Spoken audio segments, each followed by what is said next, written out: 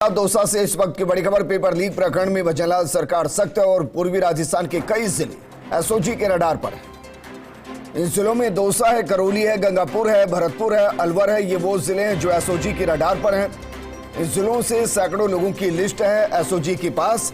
SOG के ADG पीके Singh, DIG Yogesh Yadav के निर्देश में कार्रवाई चल रही है।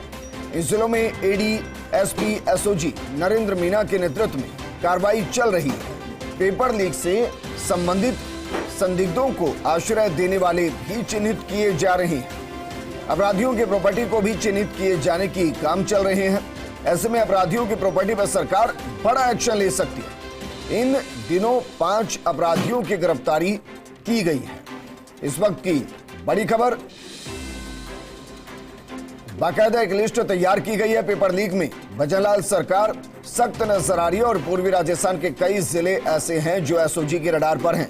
उनमें दौसा है, करौली है, गंगापुर है, भरतपुर है, अलवर है जो रडार पर है और इन जिलों के सैकड़ों लोगों की लिस्ट एसओजी के पास है। पेपर लीक प्रकरण में भजनलाल सरकार एक्शन की मूड में और जिस तरीके से सरकार के गठन के साथ ही एसओजी का गठन किया गया, अलग से एसआईटी का गठन किया गया, उसके बाद से ही जो अपराधी हैं जिन्होंने बेरोजगारों के सपनों के साथ खिलवाड़ किया, जिनकी वजह से बेरोजगारों के सपने अधूरे रह गए, अब उन पर एक बड़े एक्शन की तैयारी की जा रही है। मेरे सहयोगी लक्ष्मीकांत जुड़ गए। लक्ष्मीकांत, जरा बताइए ये लिस्ट जो तैयार की गई उसमें कितने नाम और क्या वहां मानकर चले अगले कुछ घंटों में या कुछ दिन में बड़ी कार्रवाई देखने को मिल सकती है?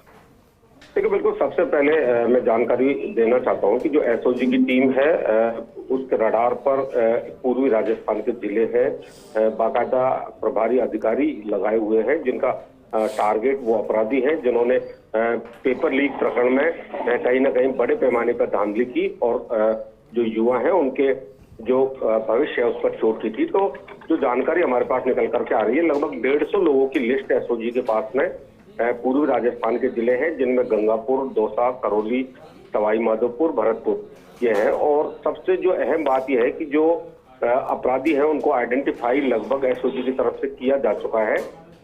इसमें कुछ जो लोग हैं वो भनक लगने के बाद में भूमिगत हो गए हैं, लेकिन एसओजी की टीम जो है लगातार दबिश दे रही है। सारे जगहों पर टीम जो है वो कार्रवाई कर रही है।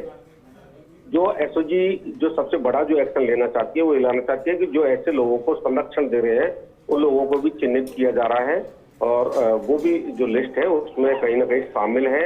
और जो इलीगल जो प्रॉपर्टी जो इस तरह से बनाई हुई है, इन लोगों के द्वारा बनाई गई है, उसको भी एसओजी कहीं ना कहीं टारगेट कर रही है। जी बिल्कुल लक्ष्मीकांत, और आपको ये तमाम जो कार्रवाई है इसमें कहीं से राजनीतिक गठबंधन नजर आ रहा है? आपको लग रहा है कि कुछ ऐसे नेता भी हो सकते हैं जो इस रडार में अंतिम पायदान पर हों?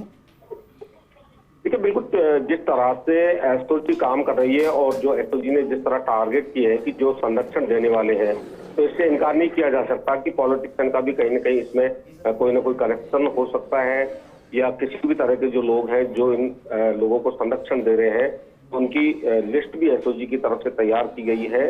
जो पूर्वी राजस्थान के जिले हैं उसमें एक बड़ी लिस्ट जो है वो जानकारी जो मिल रही है वो बड़ी लिस्ट एसओजी के पास है।